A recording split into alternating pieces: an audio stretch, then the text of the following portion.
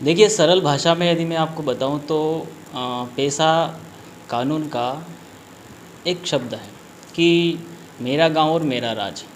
मतलब होता क्या था कि गांव के विकास के लिए क्या चाहिए ये अब ऊपर से नहीं आएगा। गांव के विकास के लिए क्या चाहिए ये नीचे से जाएगा। योजना बनेगी नीचे से, नीचे के लोग, गांव के लोग क्या चाहेंगे वो गांव के अनुसार होगा पैसा एक्ट के तहत।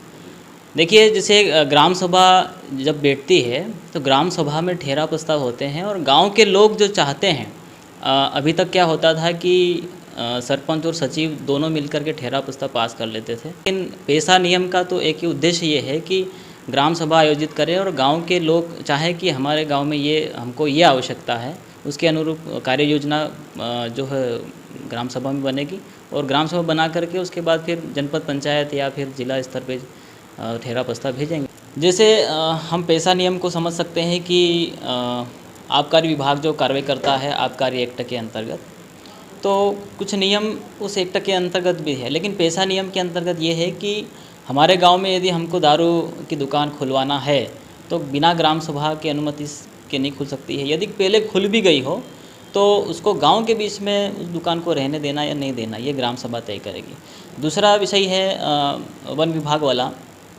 तो ग्राम सभा के अंतर्गत पैसा एक्ट के अंतर्गत जो वन संसाधन एवं नियंत्रण समिति बनी है उसके अंतर्गत इस वर्ष पैसा एक्ट के अंतर्गत बहुत अच्छा काम हुआ है। काम ये हुआ है कि पहले वन विभाग जो है वन समिति बनाता था, तेंदुपत्ता संग्रहण अपने ज़िले में हुआ है, बहुत अच्छे काफ़ी मात्रा में हुआ है। तो पहले वन समिति में पैसे डलते थे, लेकिन आज पैसा एक्ट के अंतर्गत ग्राम सभा की जो जो अकाउंट बने हैं उसमें पैसे डले हैं। और अपने ज़िले में कुल 8 ऐसी समिति है वन संसाधन की जिसमें 6 लाख से ऊपर पैसे डले हैं और वो पैसे सिर्फ गाँव वाले यूज़ कर सकेंगे। खनिज विभाग की यदि बात करें तो पैसा नियम के अंतर्गत ये हमको अधिकार मिला है कि यदि हमारे गांव में कोई खनिज है तो बिना ग्राम सभा की अनुमति से वहाँ से एक कंकड़ भी कोई नहीं उठा सकता है ना। यदि उठाएगा भी, अगर उसको व्यावसायिक रूप से लेना भी है तो गांव के लोग तय करेंगे कि किसको देना, हमारे गांव में उपयोग करना है कि उसका गांव के विकास में कोई उसका वो करना है तो ग्राम सभा तय करेगी उसको। फिर पैसा एक्ट के अंतर्गत शांति एवं विवाद निवारण समितियों का भी प्रत्येक ग्राम सभाओं में गठन हुआ है। उसमें 5 या 7 ऐसे सदस्य रहते हैं जो विवाद का निवारण भी करते हैं और उस गांव में शांति कायम रहे इसके लिए प्रयास करते हैं। मान लीजिए कोई गांव में 2 लोग झगड़ाए हैं और एक ने जाकर के पुलिस थाने में रिपोर्ट डाल दी है, तो वहाँ का बीट जो प्रभारी है वो शांति समिति को प्राथमिकता देगा कि आपकी जो रूढ़ी प्रथा है, आपकी परंपरा के अनुसार जो विवाद निवारण होते हैं, भील पंचायत जो बैठती है, ग्राम सभा बैठती है, उसके अनुसार आप इसका निवारण करें। और निवारण यदि नहीं होता है तो फिर आगामी जो कार्रवाई है वो पुलिस थाना करता है। तो ऐसे ज़िले में भी इस शांति एवं विवाद निवारण समिति का बहुत अच्छा काम हुआ है। करीब 300 से अधिक ऐसे मामले हैं जो ग्राम शांति एवं विवाद निवारण समिति ने निपटाए हैं। हम अधिकतम गाँव में जाकर के पैसा नियम की जो जागरूकता है और जो प्रशिक्षण है वो देते हैं।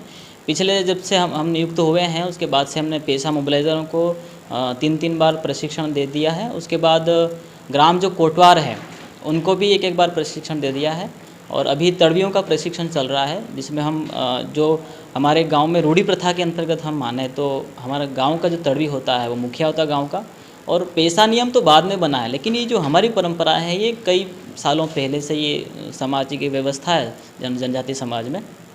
तो हम ये चाह रहे हैं कि तड़वियों का भी प्रशिक्षण हो और पारंपरिक रूप से जितने भी जो हमारे रूढ़ी प्रथा हैं, जैसे गांव में खेड़ा देवी है, हनुमान जी है, उनकी जो पूजा पद्धति है हमें जनजातीय परंपरा अनुसार, उनमें वो अधिकतम जागरूकता भी आए और उनका जो अधिकार है तड़वी का वो भी। और दूसरा है कि जो तड़वी है वो मध्य प्रदेश भू राजस्व संहिता में उनके अनुसार उनकी नियुक्ति होती है, तो उसमें भी इनको बहुत सारे प्रावधान दे रखे हैं जिनको हम बताना चाह रहे हैं और अधिकतम ये चाह रहे हैं कि प्रशिक्षण हो।